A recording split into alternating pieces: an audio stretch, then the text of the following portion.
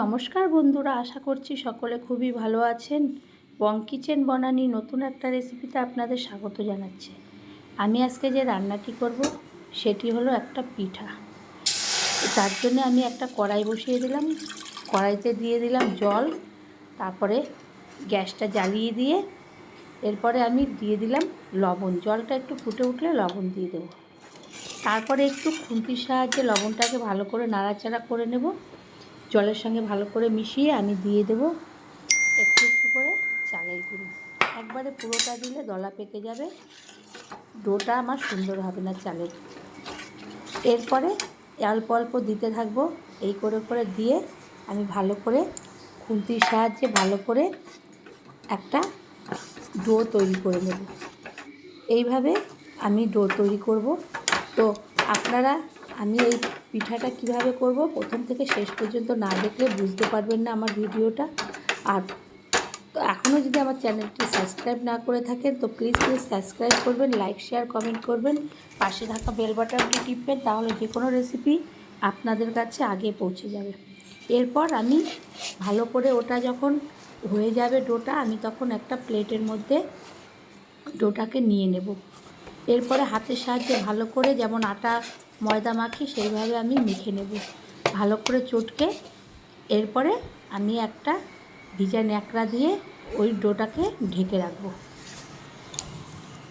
তারপরে কিছুক্ষণ পরে আমি ওই ন্যাকড়াটা খুলে আবারও একটু ভালো করে ভিজে অবস্থায় মেখে নেব। তারপরে একটু আমি ওর মধ্যে ঘি দেব।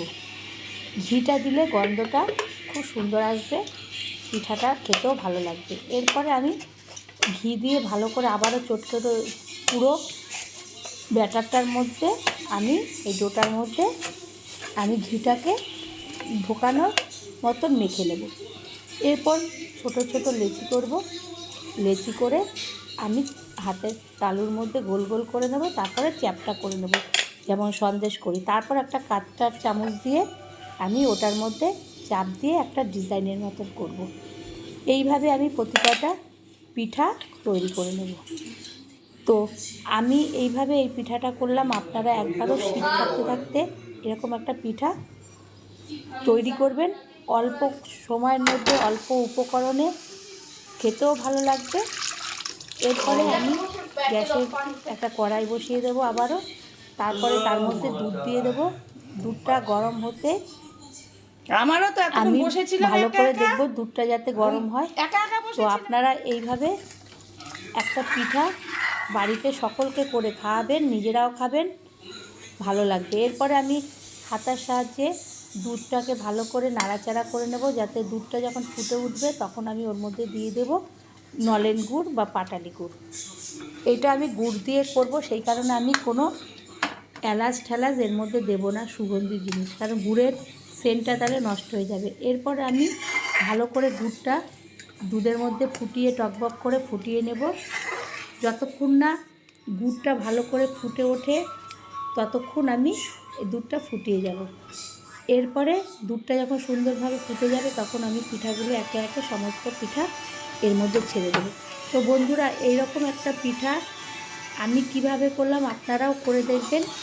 আর ভালো লাগলে লাইক শেয়ার কমেন্ট করবেন, পাশে থাকা বেল বাটনটি টিপবেন। এরপরে আমি এই পিঠাটা তুলে নেব, তুলে একটা প্লেটের মধ্যে রাখব। তা আমি কিভাবে করলাম আপনারা একবার দেখবেন। এরকম শীত থাকতে থাকতে নিজেরাও খাবেন, বাড়ির লোককে খাওয়াবেন। ভালো লাগলে লাইক শেয়ার কমেন্ট করবেন। ধন্যবাদ।